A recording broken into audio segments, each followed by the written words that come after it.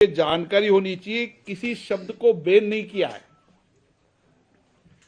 उस समय के संदर्भ में जब जब भी आवश्यक हुआ तो विलोपित किया है। और कोई भी माननीय सदस्य को उस समय जब उनको उनके भाषण की प्रति दी जाती है, उस समय उनको कोई आपत्ति हो, चाहे सत्ता पक्ष हो चाहे प्रतिपक्ष हो, कि आपने मेरे उन शब्दों को विलोपित किया है, वो विलोपित करना उचित नहीं था, किस कारण से किए हैं। अगर वह सचिवालय के अंदर कोई नोटिस देते हैं तो सचिवालय उस नोटिस पर उनको जवाब देता है। ये सारे शब्द जो विलोपित किए गए हैं, उनकी जो भी माननीय सदस्यों ने बोले हैं, उनकी जानकारी में अच्छा होता कि अगर विलोपित शब्दों के अंदर उनकी आपत्ति होती तो वह सचिवालय को जानकारी देते। फिर भी हम उचित समझते, लेकिन न्याय का अधिकार, क्योंकि नियम प्रक्रिया के अंदर पीठासीन अधिकारी का अधिकार है, हम उनकी बात सुनते। हमें उसके बाद भी लगता है कि नहीं, ये असंसदीय है, तो ये अधिकार हमें है, नियम प्रक्रियाओं के अंदर हम उस अधिकार को प्रयोग करके असंसदीय मानते। इसलिए मैं आपको ये स्पष्ट करना चाहता हूं कि देश में भ्रम की स्थिति नहीं होना चाहिए। किसी शब्दों को बैन नहीं किया है और किसी सरकार भी बैन नहीं करती है। मैं डिबेट और चर्चा में सुन रहा हूं कि इस सरकार ने बैन कर दिया, उस सरकार ने बैन कर दिया।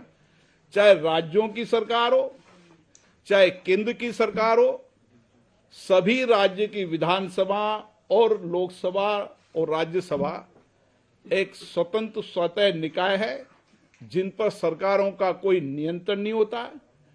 और मैं मानता हूं कि सभी राज्य विधानसभा इसी लोकतांत्रिक प्रक्रियाओं से चलती है, संसद भी इस प्रक्रियाओं से चलती है। जहां तक जिन शब्दों को विलोपित करने के विषय के अंदर डिबेट और चर्चा कर रहे हैं, उसकी एक लंबी प्रक्रिया है।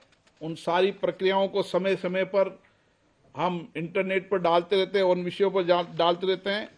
और 1954 से ये प्रक्रिया चालू है और 1986, 92, 99, 2004, 2009 में भी ऐसे संकलन निकाले गए। ये कोई आज नहीं निकाले गए। और शायद आप देखेंगे इस असंसदीय शब्द की इतनी बड़ी डिक्शनरी है। शायद मुझे लगता है कि अगर वो इस डिक्शनरी को पूरा पढ़ लेते तो देश की जनता में भ्रमित प्रचार न करते।